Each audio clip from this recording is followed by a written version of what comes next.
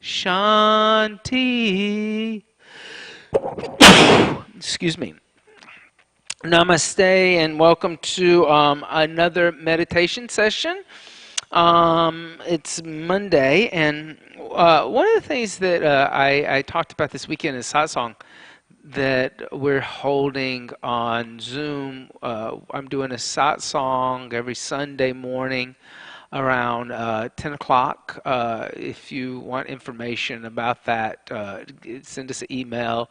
We'll send you how to link in. I was talking about, rules. And there's a lot of different ideas about rules. Rules are made to be broken. Rules are made to be followed. Who makes the rules? Why are rules set? Um, in reality, when we look at yoga, it actually has rules, and then it has the ability to bend the rules or move the rules around.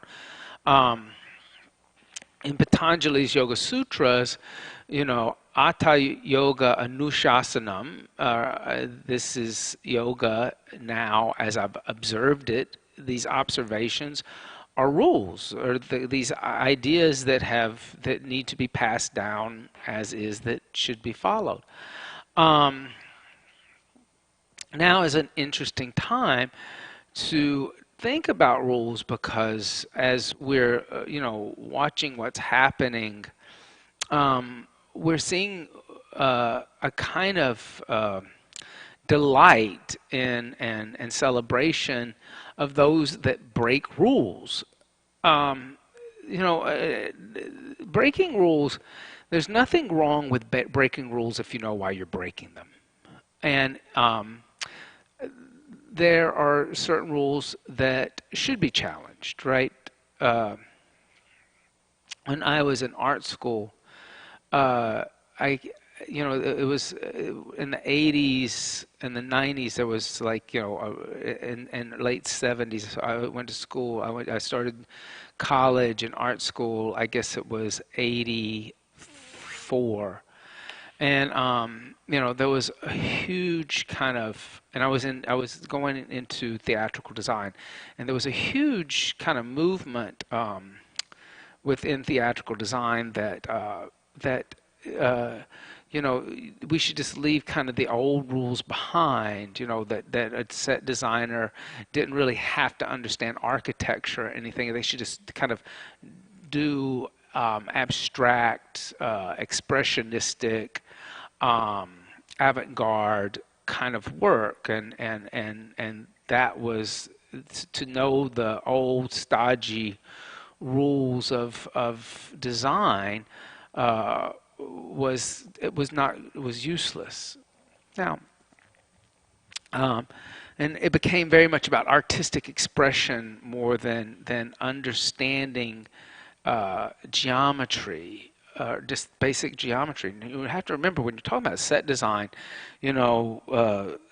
there's stuff that's just, it's based on geometry of the human body, geometry of just what kind of things you need to get somebody to move across a set of stairs or a platform, or how much space you need for so many people.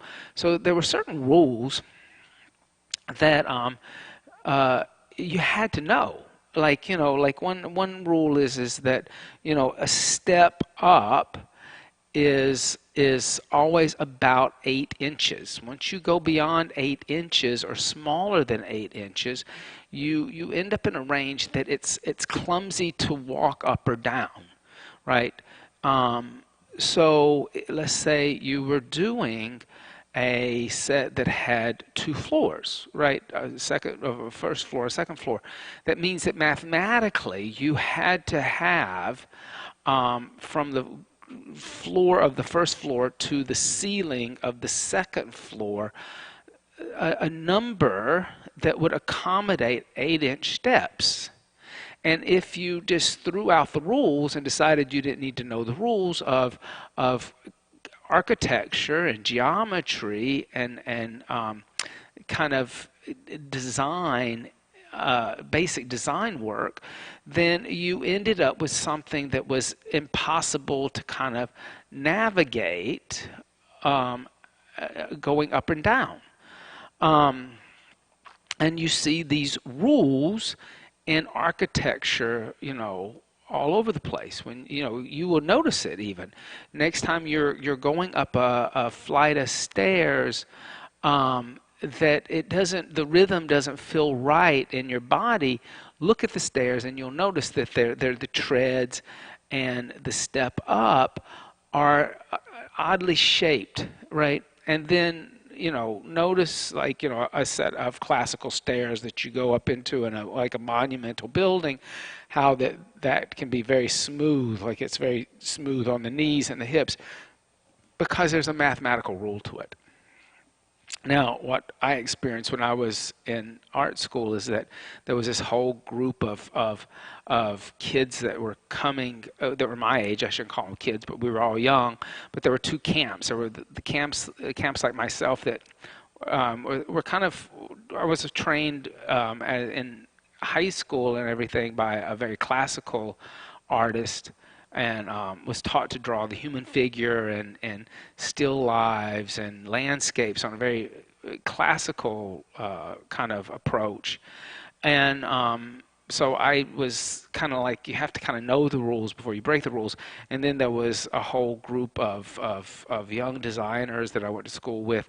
They came out of not really art backgrounds, but they were literature majors, or they had been undergrad, you know, uh, pre-medicine, and decided they didn't want to do medicine and wanted to do design. And they, to actually start to understand those rules in grad school, they felt like they were kind of going backwards, like, because these were foundational things that I had learned in high school.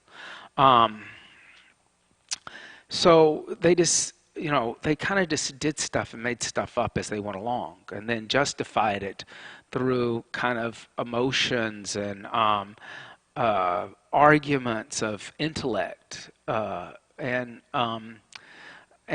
some of those students I went to school with, they became fairly successful designers.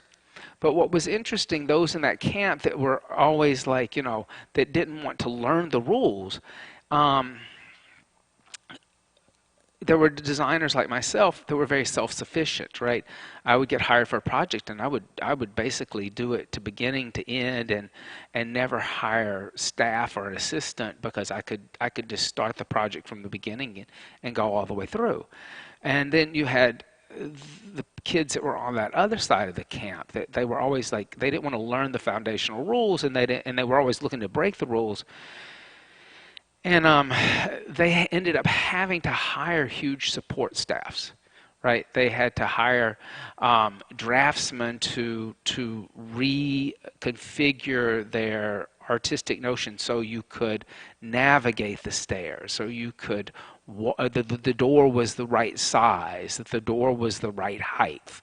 They had reputations of going into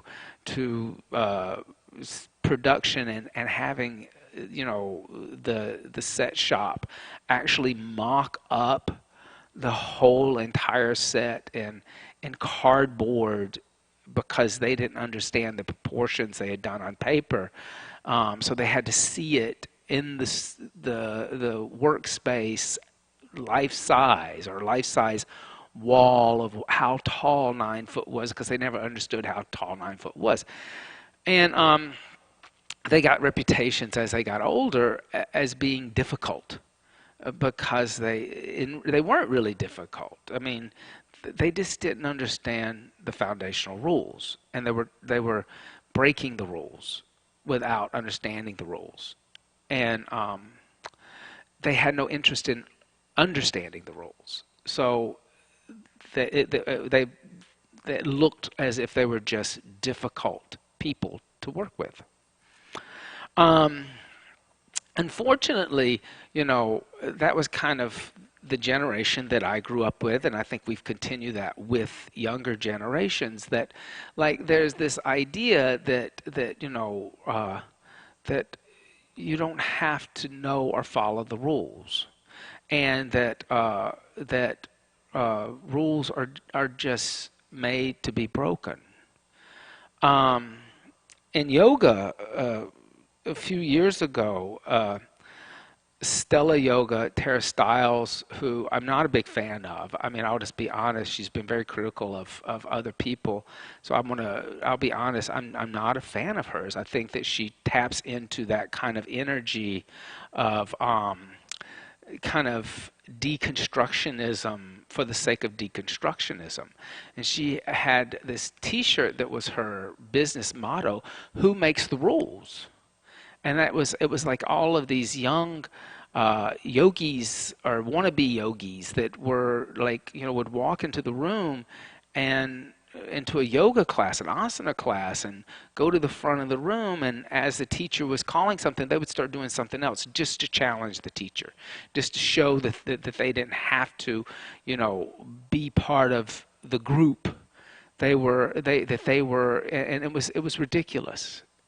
She kind of created this movement of disruptive young yogis who were disruptive just to be disruptive.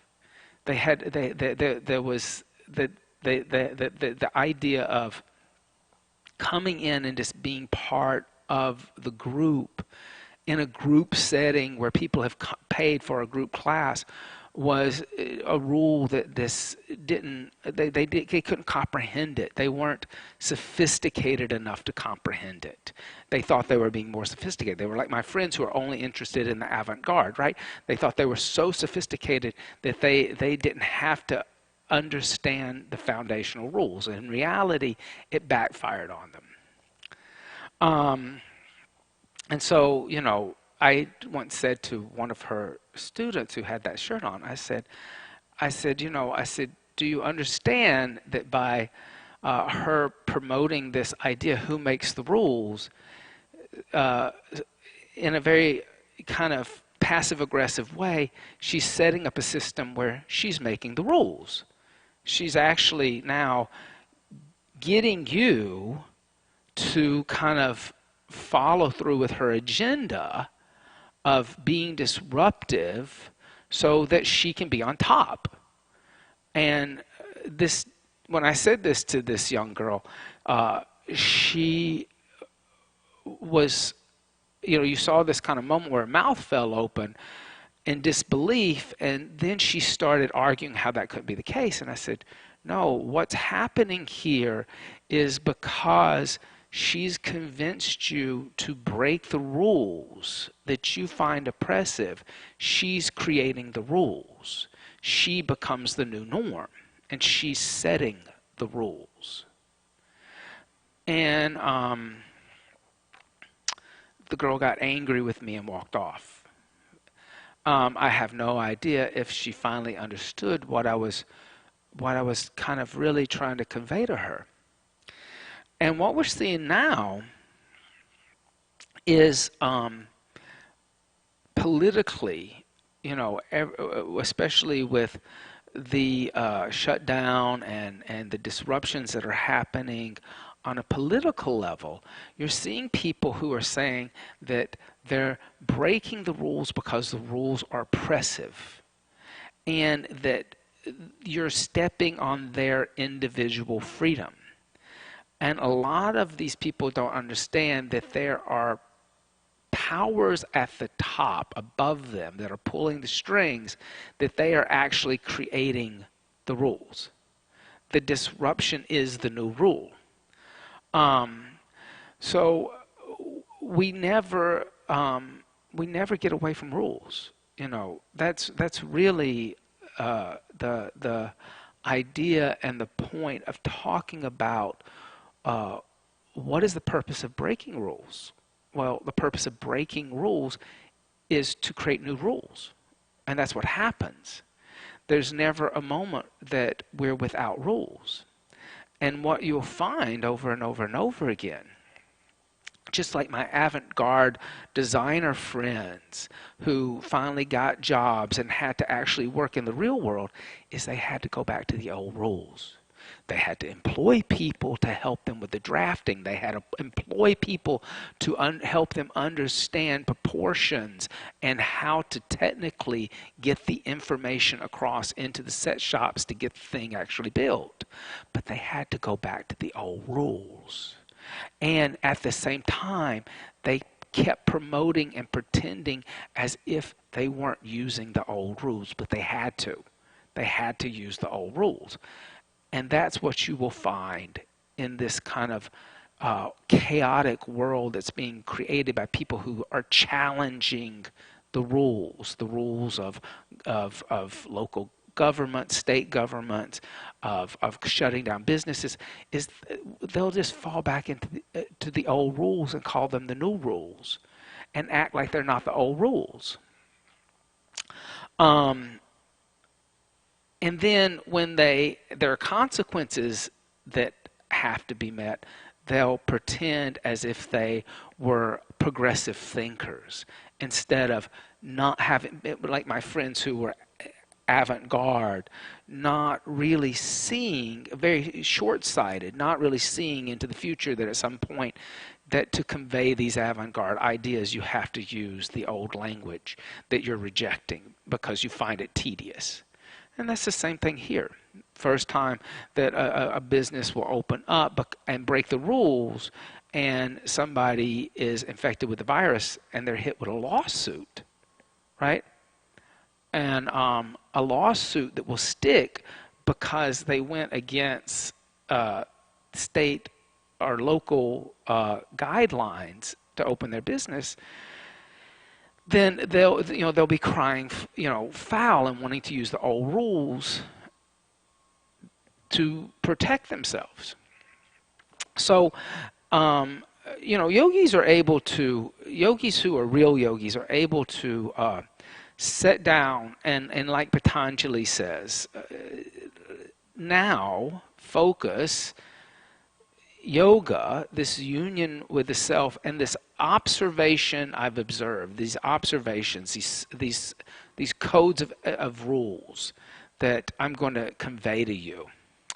A yogi is able to do that idea of focusing, being in the present, and listening to those observations without feeling they need to go into their mode of personal expression, that they're able to kind of take that in and then figure it out.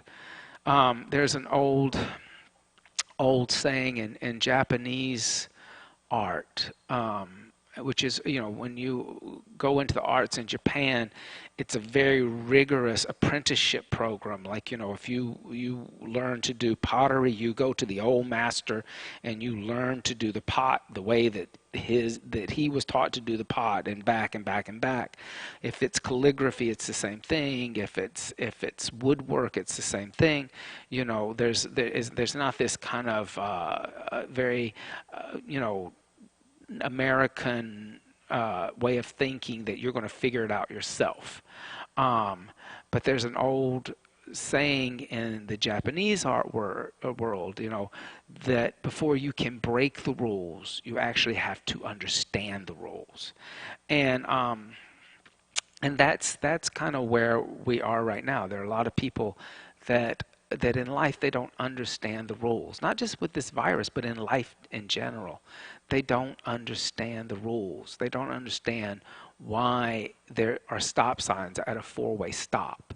They think it's just, inhibiting them personally and their personal expression and their freedom. And in reality, that four-way stop has four stop signs so that they can have freedom and personal expression. So as you practice, take note of the rules. And like I said, sometimes rules need to be broken.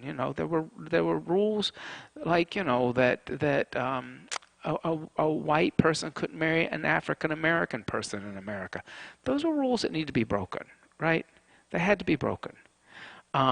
Those were good things to be broken. Those were enforcing old ideas of narrow-mindedness and uh, uh, racism. But there are other rules, like I said, that make sense and are consistent throughout. The idea of how high a step should be in a stair and how wide a tread should be, the top of the step, right? You find that repeated in societies all over the world. And then when they don't meet those standards, you feel the awkwardness in your body. Um, Setting up nice and tall. Take a moment, close your eyes, and bring the senses inward. And so that here is rule number one. To meditate, find that seat, commit.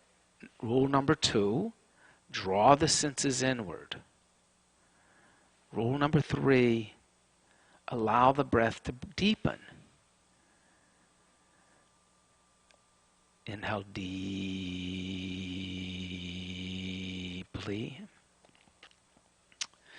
And exhale deeply.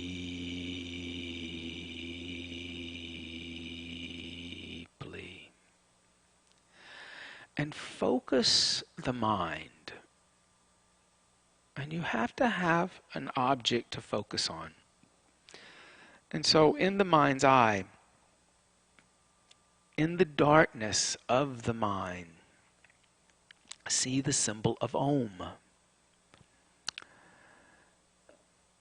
And see it as a golden symbol that's illuminating from itself, that's shining out of the darkness. Now you're going to focus on that symbol of Om within the mind's eye. That's the concentration. Now the goal is to become one with that symbol of Om, or that sacred vibration of Om. As you inhale, hear the sound of Om resonate within your own body.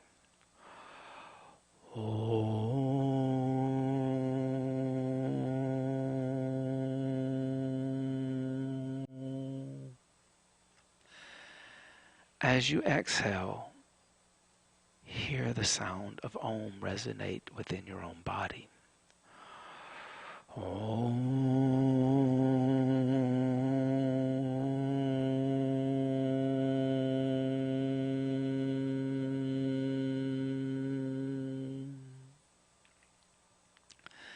Match the duration of the inhale to that sound of Om within your body.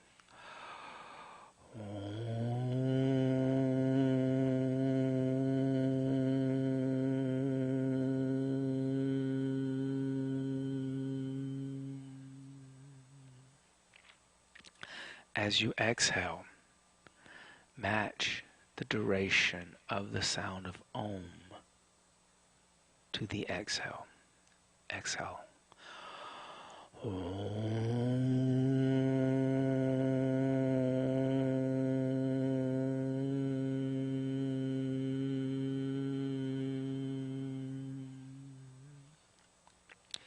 Inhaling the sound of Om.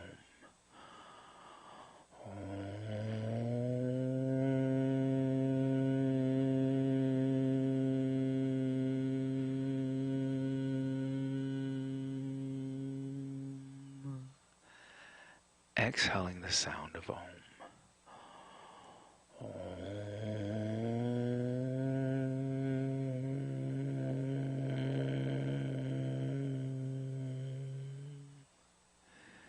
Seeing the symbol of Om within the mind's eye as you inhale the sound of Om.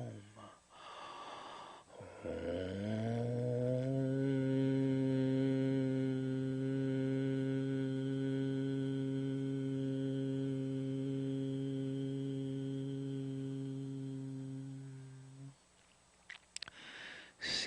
the symbol of Om as you exhale, the vibration of Om.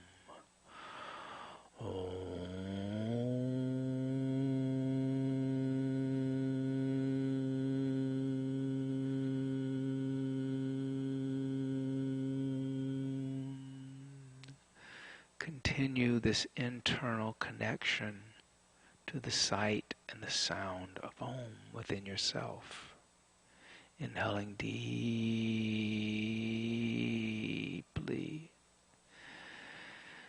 And continue to hear and see that vibrational sound of Om and that symbol of Om within yourself as you exhale deeply.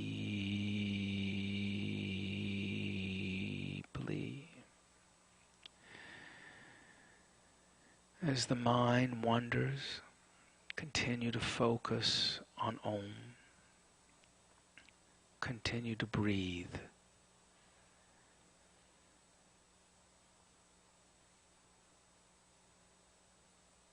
Allow the thoughts to rise and fall, becoming a witness to the thoughts.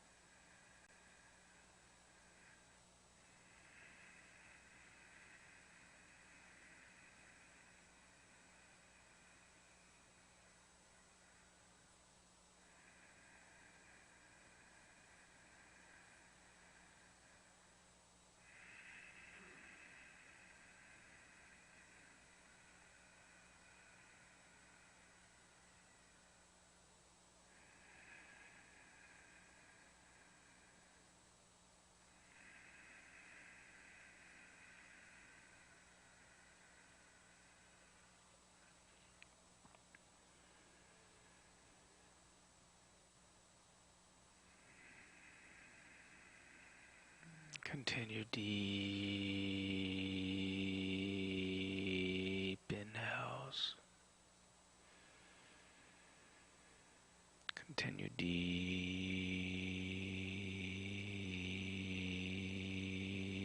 exhales.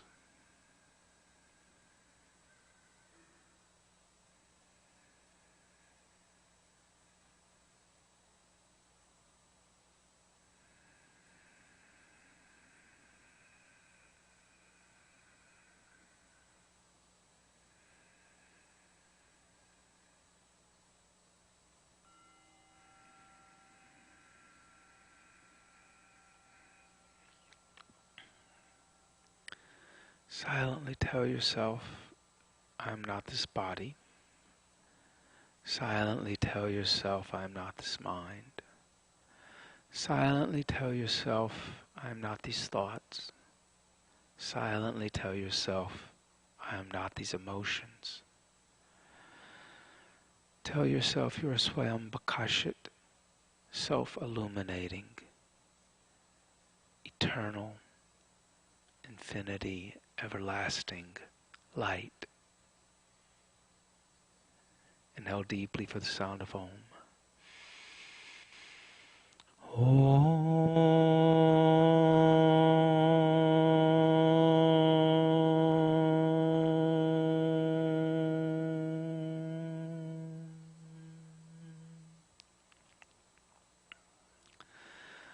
Bringing the hands together, rubbing the hands together, building heat within the hands. Bring the hands over the eyes. Allow the heat from the hands to be absorbed into the eyes. Bring the hands across the forehead, the top of the head, the back of the head. Bringing the hands together in prayer, bowing the head slightly, allowing the forehead to touch the thumbs. Giving thanks and praise for the teachings of yoga from the past, the present, and those who are still yet to be revealed. Om Bolo Sadguru Bhagavan Ki Jai. Thank you all so much for being here today, and I will see you